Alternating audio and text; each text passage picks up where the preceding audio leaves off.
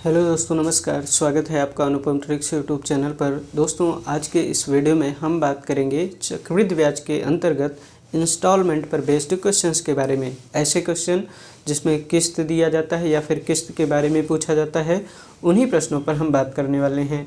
तो सबसे पहले तो जान लीजिए कि किस्त की आवश्यकता क्यों पड़ी, किस्त कितने प्रकार की हो सकती हैं। तो यहाँ पर ध्यान से समझिएगा, जो प्रश्न पूछे जाते हैं उन्हीं प्रश्नों पर बेस्ड हम बात कर रहे हैं, है ना, कि इंस्टॉलमेंट के प्रकार क्या होते हैं, कैसे यहाँ से प्रश्न पूछे जा सकते हैं, है ना, चक्रवृद्धि ब्याज से रिलेटेड। तो बात को समझिएगा, इंस्टॉलमेंट की आवश्यकता हमें क्यों पड़ी। जब कभी हमारे पास पैसे अधिक मात्रा में होते हैं तब भी हम किस्त के रूप में कुछ धन जमा करते हैं, और जब कभी हमारे पास पैसे की कमी हो जाती है तब भी हम कोई वस्तु खरीदने जाते हैं तो वस्तु को हम खरीदने के पश्चात किस्त के रूप में धन अदा करते हैं, है ना, या फिर उधार लेते हैं तो भी किस्त के रूप में ही धन अदा करते हैं। तो पैसे की कमी और अधिकता होने पर हम किस्त के रूप में धन प्राप्त करते हैं या फिर उधार चुकता करते हैं। जैसे मान लो कि आप मोबाइल खरीदते हैं, है ना, तो किस्त के रूप में धन अदा करते हैं, है ना। तो यहाँ पर इंस्टॉलमेंट की आवश्यकता पड़ जाती है। जब कभी देखो, यहाँ पर इंस्टॉलमेंट के प्रकार पहले देख लेते हैं। एक तो होता है भाई प्री इंस्टॉलमेंट, है ना, और एक होता है पोस्ट इंस्टॉलमेंट।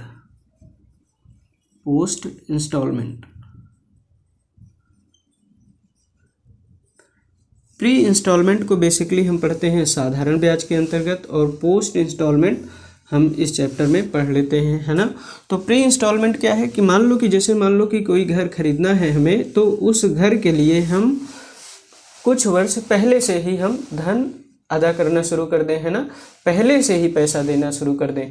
तो ऐसी इंस्टॉलमेंट क्या कहलाएगी, प्री इंस्टॉलमेंट कहलाएगी। मान लो कि 2 वर्ष बाद ये घर बनकर तैयार होगा, तो अभी से अगर हम धन जमा करना शुरू कर दें तो मान लो कि 2 अलग अलग किस्तों में पैसा देकर इस घर को खरीद सकते हैं। तो जो समय से पहले, यानी जब हम वस्तु प्राप्त करते हैं उससे पहले से ही हम धन अदा कर रहे होते हैं ना, धन जमा कर रहे होते हैं, तो वो प्री इंस्टॉलमेंट होती है। ऐसे इंस्टॉलमेंट में ग्राहक को फ़ायदा होता है ना। यहाँ पर हमें कुछ छूट मिल जाती है। मान लो कि अगर ये घर है 2,50,000 का, मान लेते हैं कि ये घर है 2,50,000, लेकिन अगर हम इसे 2 वार्षिक किस्तों में, 2 अग्रिम किस्त के रूप में अगर हम पैसा जमा करें, तो मान लो कि ये 1-1 लाख रुपए में अदा करके ख़रीदा जा सकता है। तो यहाँ पर देखो कि अगर हम 2 वर्ष बाद लेते तो हमें देना पड़ता 2.5 लाख, लेकिन हम 2 वार्षिक किस्तों में, 2 अग्रिम वार्षिक किस्तों में अगर जमा करें तो ये 1-1 लाख रुपए में ही जमा करके हम इस घर को खरीद सकते हैं, है ना भाई। तो ये कहलाएगा क्या, ये तो प्री इंस्टॉलमेंट है भाई। पोस्ट इंस्टॉलमेंट का एग्जाम्पल आप देख लीजिए कि जैसे कि मान लो कि कोई मोबाइल फ़ोन है ना, तो मोबाइल फ़ोन है, तो मान लो इसे हम ख़रीदना चाहते हैं, तो हमारे पास पैसे नहीं है, तो क्या करें कि कुछ पैसे हम जमा कर देते हैं और फिर उसके बाद धीरे धीरे किस्त के रूप में पैसा देते रहते हैं। तो ऐसे केसेस में हमें कुछ ज़्यादा मात्रा में पैसा देना पड़ता है ना भाई। कुछ ज़्यादा मात्रा में पैसा क्यों देंगे, क्योंकि हमें ब्याज के रूप में भी पैसा देना पड़ेगा।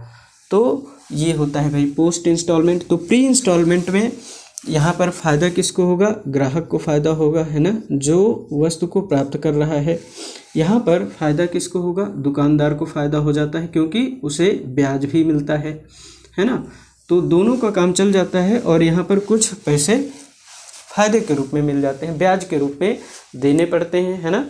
तो इन्हीं प्रश्नों पर हम बात करेंगे, इन्हीं से रिलेटेड प्रश्नों पर हम चर्चा करने वाले हैं। तो आइए देख लेते हैं पहले प्रश्न को, जो कि चक्रवृद्धि ब्याज से रिलेटेड है। प्री इंस्टॉलमेंट वाले क्वेश्चन साधारण ब्याज में पूछे जाते हैं, पोस्ट इंस्टॉलमेंट के क्वेश्चन भी साधारण ब्याज में पूछे जाते हैं, लेकिन चक्रवृद्धि ब्याज में भी पूछे जा सकते हैं। तो आइए देखते हैं पहला प्रश्न।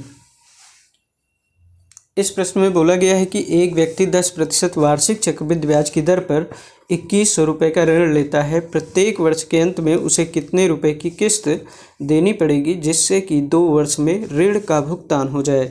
10% वार्षिक चक्रवृद्धि ब्याज की दर पर 2100 रुपये का ऋण लेता है, और फिर पूछा गया है कि प्रत्येक वर्ष के अंत में उसे कितने रुपए की किस्त देना पड़े जिससे 2 वर्षों में ऋण का भुगतान हो जाए। तो 2 वर्षों में ऋण का भुगतान करना है, 2100 रुपये का ऋण है, रेट बोला गया है 10%। तो ध्यान से देखेंगे, प्रश्न को बहुत ही आसानी के साथ लगाया जा सकता है। 10% को हम लिख सकते हैं 10/100 यानी 1/10 इतना लिखा जा सकता है भाई। नीचे वाली संख्या क्या है? मूलधन। ऊपर वाली संख्या क्या है? ब्याज है भाई, है ना। तो यहाँ पर देखो, अगर 10 रुपये का ऋण है तो हमें देना पड़ेगा 1 वर्ष में कितना? 11 रुपये, है ना। अगर 10 रुपये का ऋण है तो 1 वर्ष में, 1 वर्ष बाद अगर हम दे रहे हैं तो हमें कितना देना पड़ेगा? 11 रुपये, क्योंकि 1 रुपये का ब्याज भी देना पड़ेगा। और यहाँ पर 2 वर्षों में ऋण का भुगतान करना है ना। तो अगले वर्ष अगर हम यही ऋण रहने दें तो अगले वर्ष राशि क्या बन जाएगी भाई? एक बार फिर से इसी संख्या का इसी में गुणा कर देंगे। तो 10 में हम 10 से गुणा कर देंगे तो ऋण कितना बन जाएगा? 100। क्योंकि यहाँ पर क्रमागत परिवर्तन होता है ना, ब्याज पर भी ब्याज मिलता है, इसी वजह से ऋण इस रूप में हो जाता है। तो 11 का स्क्वायर कर देंगे तो किस्त कितनी हो जाएगी? 121 यूनिट हो जाएगी। 100 रुपये की खातिर हमें कितना देना पड़ेगा? 121, अगर हम 2 वर्ष बाद देंगे। तो यहाँ पर देखो, ये तो है इंस्टॉलमेंट यानी किस्त, है ना भाई। और ये क्या है? ये तो है भाई ऋण। ऋण कितना है?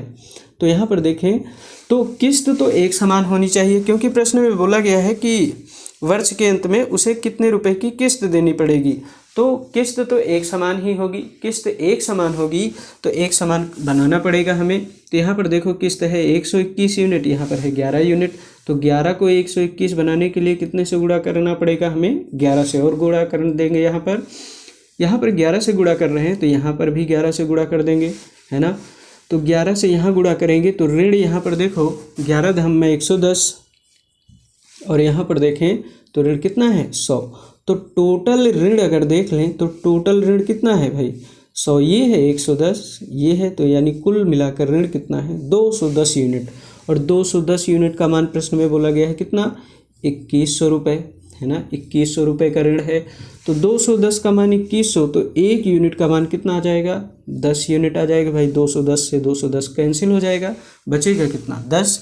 तो हमें चाहिए किस्त का मान। तो देख लो, प्रत्येक किस्त है कितनी? 121 यूनिट की ही है दोनों किस्त। तो प्रत्येक किस्त का मान पूछा है तो 121 यूनिट का मान निकाल लेंगे तो आंसर कितना आ जाएगा? 1210 रुपये इस प्रश्न का आंसर हो जाएगा भाई। तो ऐसे आप प्रश्न को आसानी से लगाएंगे। आइए देख लेते हैं अगले प्रश्न को। इस प्रश्न में बोला गया है कि 1100 रुपये की धनराशि का ऋण लिया गया, जिसे 2 एक समान वार्षिक किस्तों में वापस करना है। यदि उस पर चक्रवृद्धि ब्याज 20% वार्षिक देना हो तो प्रत्येक किस्त की धनराशि कितनी होगी? 1100 रुपये की धनराशि का ऋण लिया गया है। बोला गया है कि रेट है 20% वार्षिक। रेट है भाई 20% वार्षिक।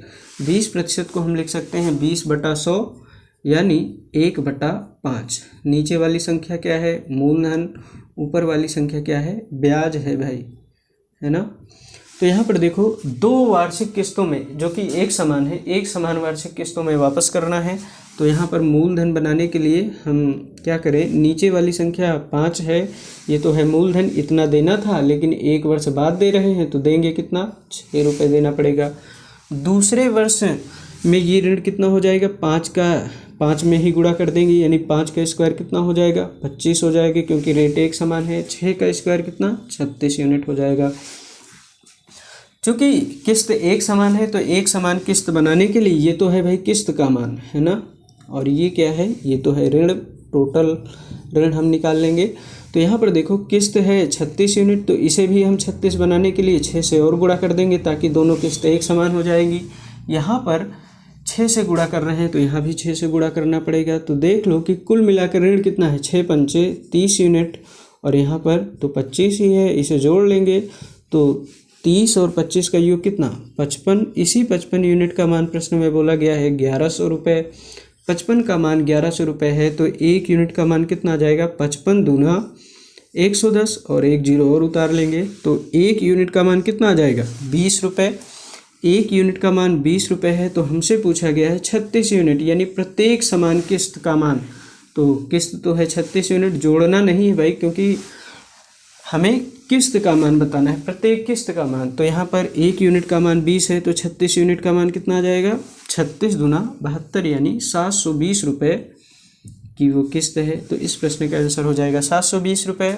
इसी तरह से 3 वर्ष वाले क्वेश्चन भी आप आसानी से लगा सकते हैं। जैसे इस प्रश्न में बोला गया है चक्रवृद्धि ब्याज की 10% वार्षिक दर से 3,310 रुपये के धन को उधार लेकर उसे 3 समान वार्षिक किस्तों में चुकाया जाता है, तब प्रत्येक किस्त कितने रुपए की है।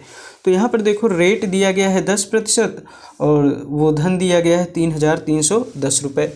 तो रेट है 10%, 10% को हम लिख सकते हैं 10/100 यानी 1/10। तो 3 वार्षिक किस्तों में चुकाया जाना है। तो ध्यान देंगे कि अगर पहले राशि है 10 यूनिट तो बाद में हो जाएगी कितने, 1 वर्ष में 11 यूनिट देना पड़ेगा। ऋण अगर 10 यूनिट है तो बाद में हो जाएगी 1 वर्ष में 11 यूनिट। और दूसरे वर्ष का निकालेंगे तो इसका स्क्वायर कर देंगे, तो 10 का स्क्वायर कितना 100 और 11 का स्क्वायर कितना 121 यूनिट। अगर हम तीसरे वर्ष का निकालेंगे तो इस वाली राशि का क्यूब करना पड़ेगा, क्योंकि तीनों वर्ष में क्रमागत चेंज होगा तो 3 बार गुणा करना पड़ेगा। तो 10 का 3 बार गुणा यानी 10 का क्यूब करेंगे तो मान कितना 1,000 रुपये।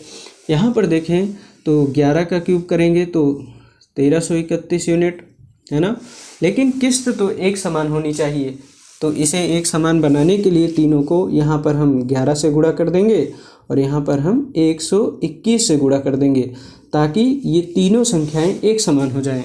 तो यहाँ पर देखो यहाँ 11 से गुणा किए हैं तो यहाँ भी 11 से गुणा करना पड़ेगा, यहाँ 121 से किए हैं तो यहाँ भी 121 से गुणा करना पड़ेगा। अब देख लो टोटल ऋण कितना है 121 दहम्मा 1210 और यहाँ पर देखेंगे 100 गुणे 11 मतलब कितना 1100 रुपये और यहाँ पर है 1000। तो सबको जोड़ेंगे तो मान कितना आ जाएगा भाई 0 1 2 1 3 और 3 यानी 3310 रुपये ऋण है। और यही तो ऋण दिया गया है ना, ऋण का मान कितना है 3310 ही है। तो यही टोटल ऋण है, तो इसके लिए किस्त कितनी आ जाएगी 1331 यूनिट किस्त आ जाएगी, क्योंकि ऋण यही इतना है ना। तो इस प्रश्न का आंसर कितना हो जाएगा 1331 रुपये की वो किस्त हो जाएगी। तो प्रश्न का आंसर हो जाएगा 1331 रुपये। आइए देख लेते हैं अगले प्रश्न को। इस प्रश्न में बोला गया है कि 4,880 रुपये की धनराशि को चक्रवृद्धि ब्याज की 25% वार्षिक दर पर उधार लिया गया तथा बराबर 3 वार्षिक किस्तों में इस धनराशि को चुकाने के लिए प्रत्येक किस्त का मान ज्ञात कीजिए। बोला गया है 4,880 रुपये की धनराशि को 25% वार्षिक दर पर उधार लिया गया और 3 वार्षिक किस्तों में इसे वापस करना है ना। तो रेट बोला गया है 25%, 25% का मतलब 25/100 यानी 1/4। तो पहले वर्ष अगर ऋण 4 यूनिट है तो किस्त कितनी होगी 1 रुपये का ब्याज देना पड़ेगा यानी 5 रुपये। दूसरे वर्ष का निकालेंगे तो इसका स्क्वायर करेंगे, 4 का स्क्वायर 16, 5 का स्क्वायर 25। तीसरे वर्ष का निकालेंगे तो 4 का क्यूब करना पड़ेगा यानी 2 बार और गुणा करेंगे 4 में। ये 4 का क्यूब कितना हो जाएगा 64, 5 का क्यूब कितना 125। ये तो है भाई किस्त है ना, और ये है ऋण। किस्त तो एक समान होनी चाहिए, एक समान वार्षिक किस्तों में चुकाना है। तो 25 में कितने से गुणा करेंगे 5 से, 5 में कितने से गुणा 25 से और गुणा कर देंगे। तो यहाँ 25 से गुणा कर रहे हैं तो यहाँ भी 25 से गुणा करना पड़ेगा, यहाँ 5 से कर रहे हैं तो यहाँ भी 5 से गुणा कर देंगे। तो ऋण कितना 25 जो का 100 है ना, और 16 गुणे 5 यानी 80 यूनिट और यहाँ पर 64 यूनिट आ जाएगा। तो कुल मिलाकर ऋण देखें कितना है 4, 8 6 14 और 1 1 2 यानी 244 यूनिट का ऋण है, जिसका मान प्रश्न में दिया गया है 4,880 रुपये है ना। तो यही तो ऋण दिया गया है प्रश्न में 4,880 रुपये। तो 1 यूनिट का मान निकालेंगे 244 दूना 488 आ जाएगा। तो 1 यूनिट का मान कितना 244 दूना 488 और 0 उतार लेंगे। 1 यूनिट का मान आ गया 20। तो हमसे पूछा गया है प्रत्येक किस्त का मान, तो प्रत्येक किस्त है कितनी भाई 125 यूनिट की ही है। तो 125 यूनिट का मान निकाल लेंगे। 1 का मान 20 है तो 125 यूनिट का मान कितना आ जाएगा 125 दूना 250 और 0 और बढ़ा देंगे तो 2500 रुपये की वो किस्त हो जाएगी है ना। तो इस प्रश्न का आंसर कितना हो जाएगा? 2500 रुपये आंसर हो जाएगा। आइए देख लेते हैं कुछ और महत्वपूर्ण प्रश्नों को जो कि चक्रवृद्धि ब्याज से ही रिलेटेड हैं। इस प्रश्न में बोला गया है कि एक किताब को 440 रुपये की नकद कीमत पर बेचा जाता है अथवा इसे 200 रुपये के अग्रिम भुगतान के साथ 1 महीने बाद 244 रुपये की एक किस्त अदा करके प्राप्त किया जा सकता है, तो इस स्कीम में लगी ब्याज दर ज्ञात करें। तो प्रश्न में बोला गया है कि 440 रुपये में नकद इसे खरीदा जा सकता है अथवा 200 रुपये तुरंत दे दिया जाए, उसके बाद 1 महीने बाद 244 रुपये की एक किस्त अदा करके प्राप्त किया जा सकता है। तो रेट पूछ लिया गया है, तो ध्यान देंगे यहाँ पर प्रश्न को कैसे लगाएंगे। वो वस्तु है 400 रुपये की, है ना। वस्तु कितने की है? 440 रुपये की है भाई, है ना। अब बोला गया है कि इसे 200 रुपये तो नकद दिया जा सकता है, 200 रुपये नकद दे दो, 1 महीने बाद इसे 244 रुपये और दे दो, तब भी इसे प्राप्त किया जा सकता है। 244 रुपये और देकर भी प्राप्त किया जा सकता है। अगर इसे हम नकद खरीदते तो 440 रुपये में वस्तु मिल जाती, लेकिन इसे खरीदना है 200 रुपये नकद देकर, उसके 1 महीने बाद 244 रुपये देकर। तो यहाँ पर देख लो कि कुल मिलाकर हम ब्याज कितना दे रहे हैं भाई, ब्याज कितना दे रहे हैं? 440 यूनिट हमें देना था, लेकिन हम दे रहे हैं कितना? 200 प्लस 244, यानी कुल मिलाकर ब्याज कितना दे रहे हैं? दोनों का अंतर कितना है? 4 रुपये का अंतर है। यही 4 रुपये तो ब्याज है। ये ब्याज किस राशि पर हमें देना पड़ रहा है भाई? 200 तो हमने तुरंत दे दिया था, 440 में से 200 तो हमने तुरंत दे दिया, तो बची कितनी राशि थी? तो यहाँ पर देखो 440 में से 200 तो हमने दे दिया था, तो बची कितनी राशि थी? 240 और देना था। इसी 240 रुपये हम नहीं दिए थे, ये 240 रुपये, इसी वजह से हमें 4 रुपये का ब्याज भी देना पड़ा। तो यहाँ पर देखो ये 240 रुपये मूलधन का काम करेगा, ये 4 रुपये ब्याज है। तो ब्याज बटे मूलधन गुणा कर देंगे 100 से, तो हमें रेट मिल जाएगी कितनी? यहाँ पर 4 छंग 24 और 0 से 0 काट देंगे तो 10/6, 2 से और काट देंगे, 2 3 6, 2 पंचे 10, यानी 5/3% रेट आ जाएगी। लेकिन ये रेट कैसी होगी? मासिक रेट होगी, क्योंकि 1 महीने में ये ब्याज प्राप्त हुआ है ना भाई, ये 1 महीने में ब्याज दर है 5/3%, ये 1 महीने का ही ब्याज है ना भाई। तो रेट कितनी है? 5/3% मासिक। तो इसे वार्षिक में कन्वर्ट करना है, तो 5/3 में हम गुणा कर देंगे किससे? 12 से और गुणा कर देंगे, तो आंसर कितना? 3 चौको 12, 5 चौको 20% वार्षिक रेट हो जाएगी भाई। तो इस प्रश्न का आंसर कितना? 20% वार्षिक। तो ऐसे आप प्रश्न को आसानी से समझ सकते हैं, लगा सकते हैं। आइए देख लेते हैं अगले प्रश्न को। इस प्रश्न में बोला गया है कि एक घड़ी को 800 रुपये नकद अथवा 200 रुपये के अग्रिम भुगतान के साथ 1 वर्ष बाद 660 रुपये की एक किस्त अदा करके खरीदा जा सकता है, तब ब्याज की वार्षिक दर कितने प्रतिशत है ना भाई। तो प्रश्न में बोला गया है कि 800 रुपये नकद या फिर 200 रुपये के अग्रिम भुगतान के साथ 1 वर्ष बाद 660 रुपये की एक किस्त अदा करके खरीदा जा सकता है। या तो 200 रुपये नकद दे दो और 1 वर्ष बाद 660 रुपये दे दो, तब भी वस्तु खरीदी जा सकती है। या फिर अगर कैश देना है तो कैश दिया जा सकता है 800 रुपये, ये 660 है, 800 रुपये कैश देकर भी वस्तु को प्राप्त किया जा सकता है। घड़ी को 800 रुपये नकद अथवा 200 रुपये के अग्रिम भुगतान के साथ 1 वर्ष बाद 660 रुपये देकर भी खरीदा जा सकता है। तो यहाँ पर देखो कि ब्याज कितना देना पड़ा, तो 200 ये 660 ये जोड़ेंगे तो 6 2 860, और 800 रुपये हमें कुल मिलाकर देना था उस वस्तु के लिए नकद अगर देते, तो कहने का मतलब 60 रुपये तो ब्याज हो गया भाई। ब्याज कितना देना पड़ा हमें? जब एक किस्त के रूप में हमने इसे खरीदा तो 60 रुपये का तो ब्याज ही देना पड़ गया। ये 60 रुपये का ब्याज किस राशि पर दिया गया भाई? 800 रुपये अगर हम नकद दे देते तो कोई ब्याज ना देना पड़ता, लेकिन हमने दिया कितना था? 200 ही दिया था, है ना। तो ब्याज के लिए राशि कितनी बची थी? कितनी राशि पर हमने ब्याज दिया है? तो 800 से 200 घटाएंगे तो 600 रुपये।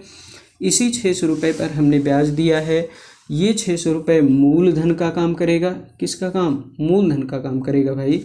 तो ये ब्याज है, ये मूलधन है, तो ब्याज बटे मूलधन गुणा कर देंगे 100 से, तो रेट निकल आएगी कितनी? 2 जीरो से 2 जीरो काट देंगे, रेट कितनी आ जाएगी भाई? 6.60%। तो इस प्रश्न का आंसर कितना हो जाएगा?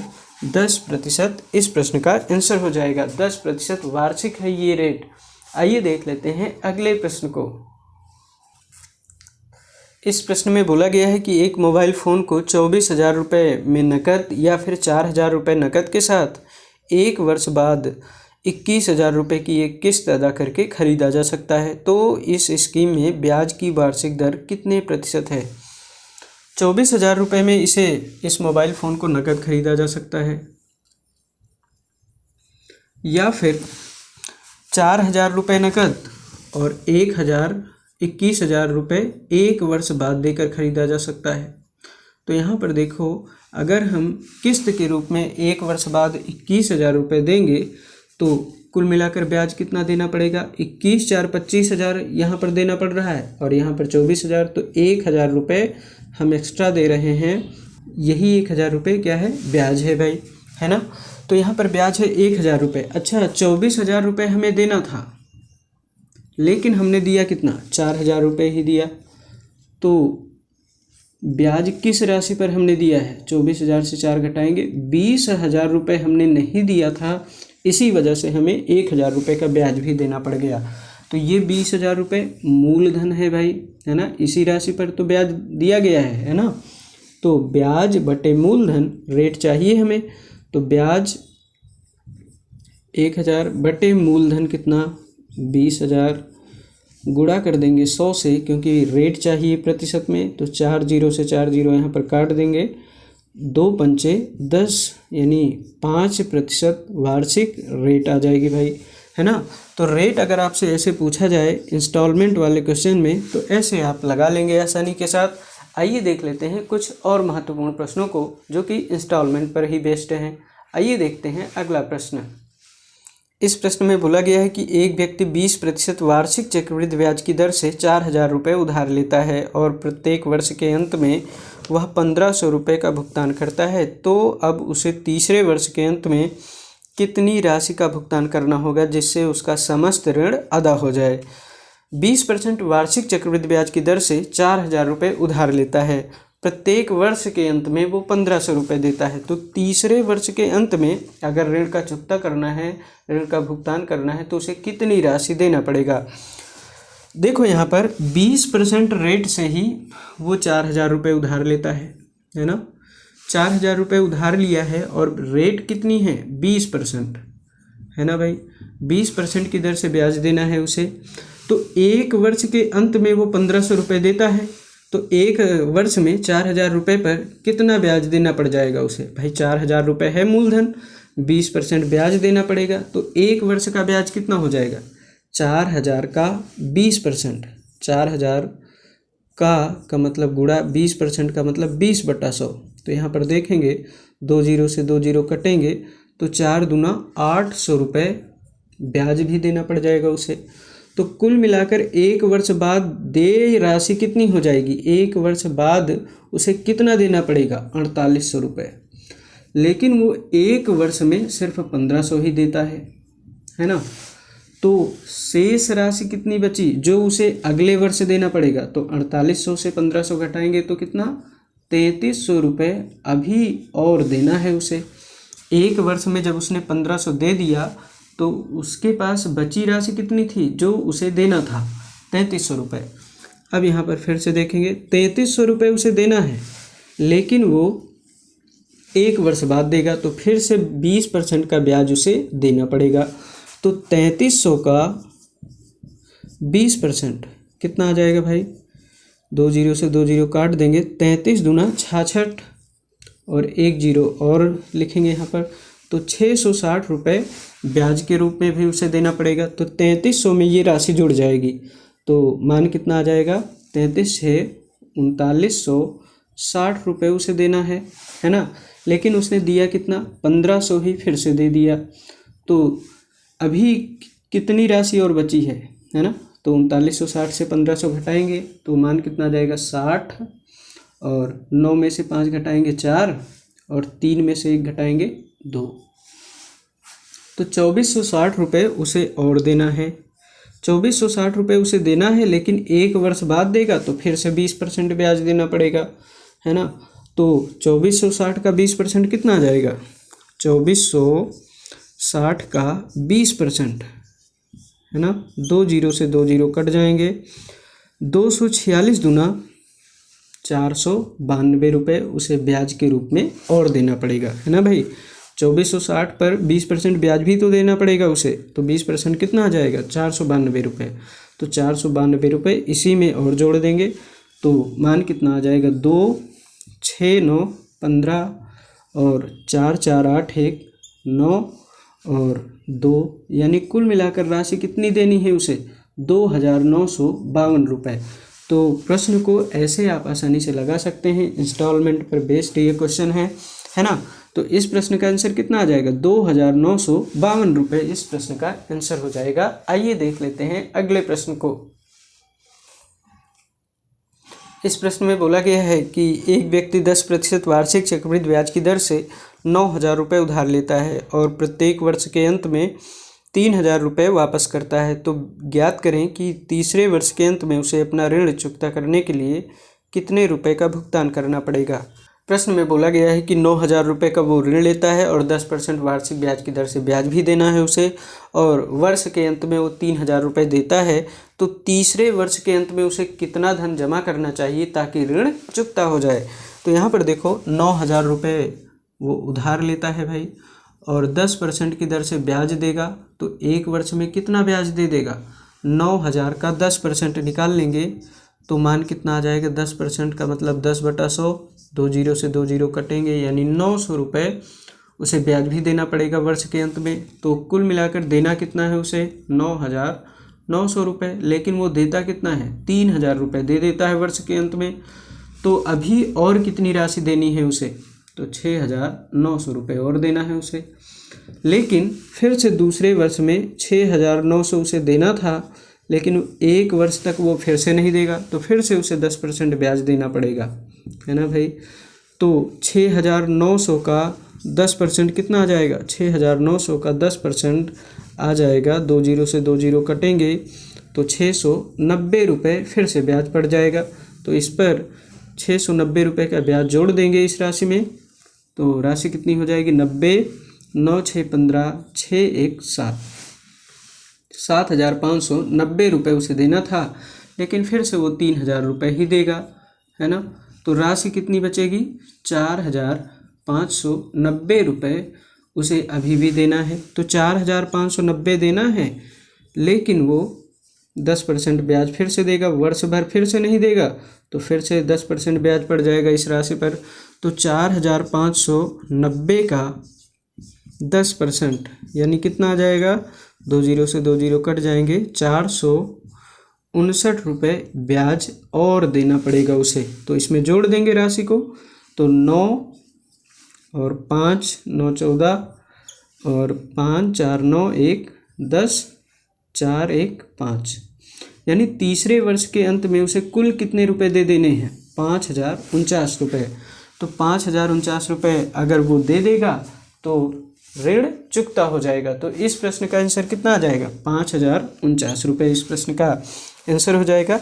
तो ऐसे इंस्टॉलमेंट पर बेस्ड क्वेश्चन पूछे जाते हैं चक्रवृद्धि ब्याज के अंतर्गत, है ना।